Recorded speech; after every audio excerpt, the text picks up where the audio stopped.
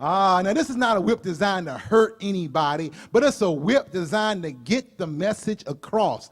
Jesus doesn't hurt anybody here, but he does take serious action. He makes a whip. I was going to say, entitled this sermon, Get Your Whip, but I was afraid somebody take that out of context or somebody think I was advancing violence and all that kind of stuff, so I had to kind of clean up my title. I didn't want nobody to have the Secret Service on my back. I didn't want any of that kind of stuff. And my sister worked for the Secret, so I couldn't have her arresting me, anything like that, saying I was causing a riot. But this whip was designed to get a meeting across. A whip is designed to move things. He doesn't move them with something supernatural, but check it out. He uses some ordinary cords, braids them together, fashions them into an object that can deal with the problem. Do you see this? He used something that was readily available, but made it powerful. I get the impression he took a few cords that by themselves couldn't move anybody, but when you tied them all together, it formed a strong whip. I see something here, beloved. I see that he didn't use anything supernatural. He used something that was right there.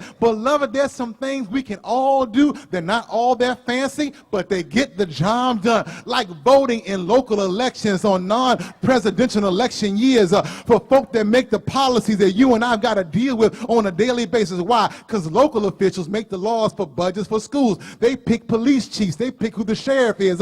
Local elections find out who's going to run schools, who's going to be teaching in your classes. So when the system is broken, the reasons are the people that run the system are not looking out for the powerless, but they're looking out for the powerful. Who was looking out for the poor person coming to buy a dove? Nobody in the text. And the dove was 10 times the price it should have been. Who was looking out for the Gentile who wanted to pray? Nobody. But the priest allowed an auction to go on while they're supposed to be in their quiet reflection and in prayer. The system was broken. Why? Because the leaders were no good.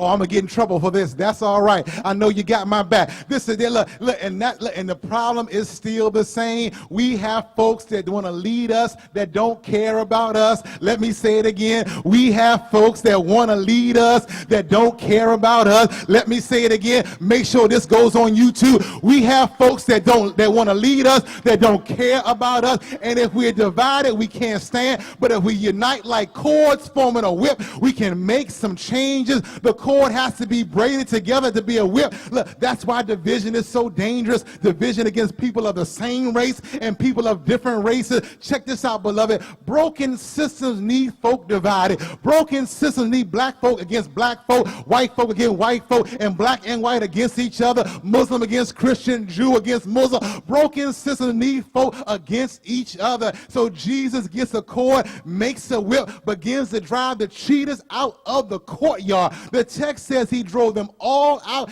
even their animals. He drove them all out and overturned the tables. This is important. Don't miss it. Jesus knew the whole system was broken, and that is the issue we have today. The problem is the whole system is broken. It's flawed. We need a new system. We need to think of some things differently. Jesus looks at the setup in the temple, and he said, all of this is wrong. We can't be afraid to challenge, beloved, the system to do things differently. Because check this out. Sometimes small changes are not enough. Jesus didn't go by and say, I think you should maybe charge them a little less. I think you should maybe figure out a way, maybe to get some better animals in here. Maybe those doves aren't really selling at the right price. No.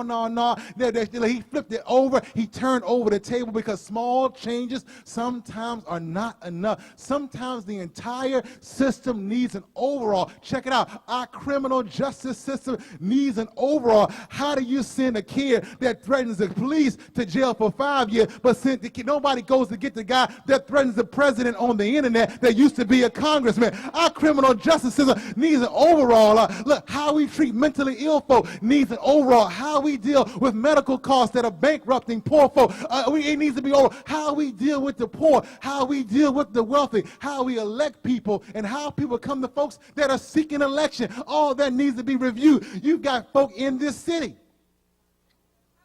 who are running for election in Richmond that just moved into the city.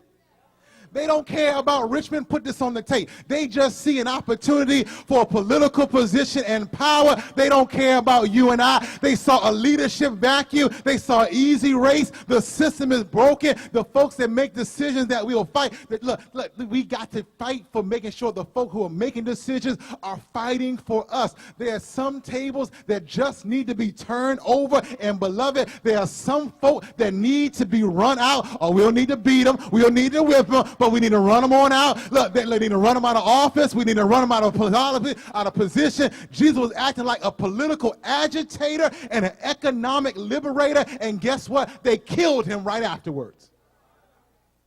Just a few days later, he was hanging on a cross.